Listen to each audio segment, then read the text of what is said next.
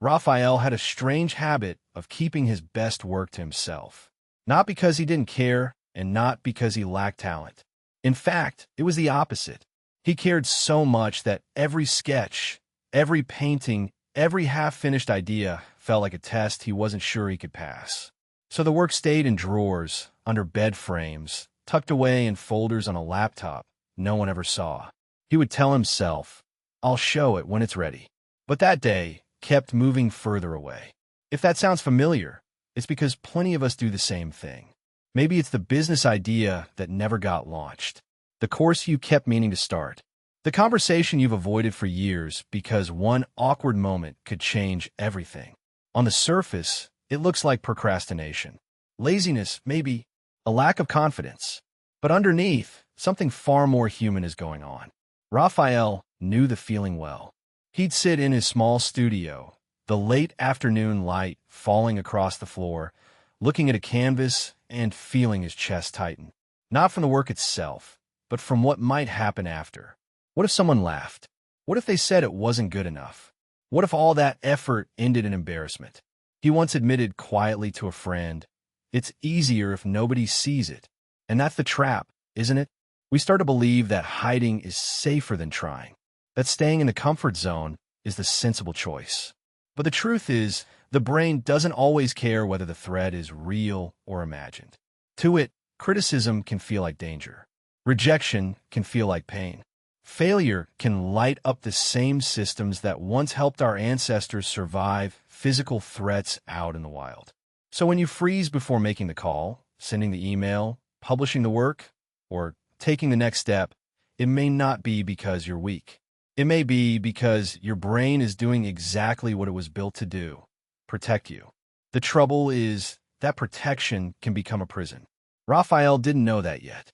All he knew was that the more he waited for the perfect moment, the smaller his world seemed to become.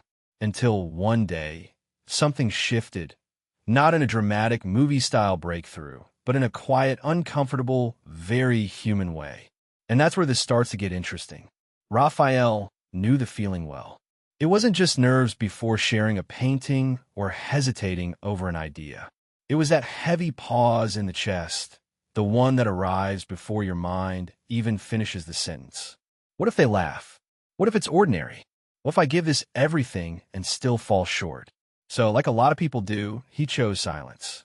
He kept his best work tucked away in folders, stacked against walls, hidden under old canvases in the back room of his apartment. Every unfinished piece became a kind of promise to himself.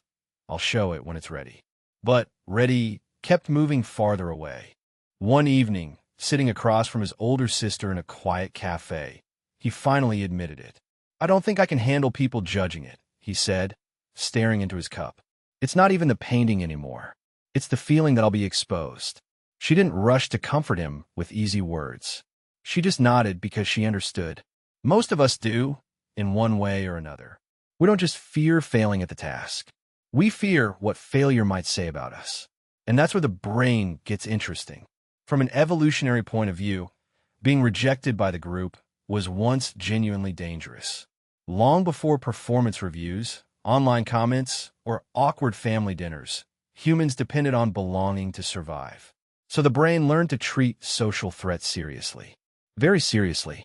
That's why failure can feel less like a lesson and more like a wound. The same circuits that process physical pain can light up when we anticipate embarrassment, criticism, or exclusion.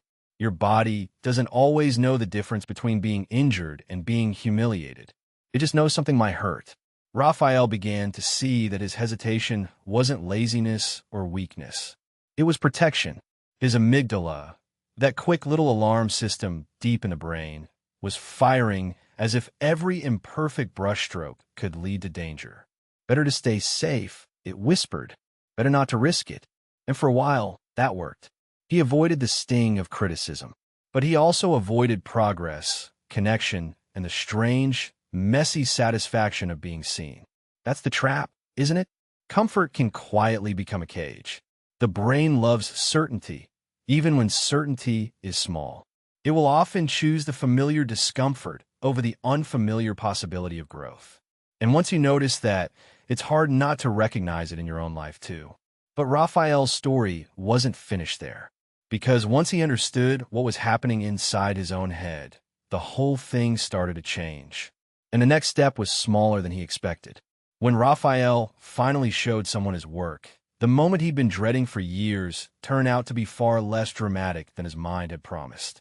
There was no collapse, no humiliation, no world-ending verdict. Just a few thoughtful comments, a couple of questions, and then something he hadn't expected at all. Interest. Real interest. The kind that made him sit back and think, so that's what all that fear was protecting me from? Of course, the fear didn't vanish overnight. That's not how brains work. The old alarm still flickered now and then, especially when he was about to share something new. But instead of obeying it automatically, he started noticing it for what it was, a signal, not a sentence. His chest would tighten, his thoughts would race, and his first instinct would still be to retreat. Yet now he had a small pause in between the feeling and the decision. And in that pause, everything changed. He began testing himself in tiny ways. Posting one sketch online, sending one email, asking one honest question in a conversation he'd avoided for months. Each time, nothing terrible happened. Each time, the brain learned a little more that survival wasn't on the line. That's the quiet power of desensitization. Not forcing yourself into courage all at once, but teaching your nervous system, one step at a time, that discomfort isn't danger. And maybe that's the real lesson here. Fear of failure isn't proof that you're weak, lazy, or lacking discipline. It's often just an ancient protective system doing its job a bit too well in a modern world. Your brain doesn't know the difference between a disapproving face, a bad review, and being chased across a savanna. It only knows risk, threat, pull back. But once you understand that, you stop taking every anxious thought so personally. You stop treating fear like a verdict on your potential. Instead, you can treat it like feedback, a cue to prepare, to practice, to take the next small step anyway.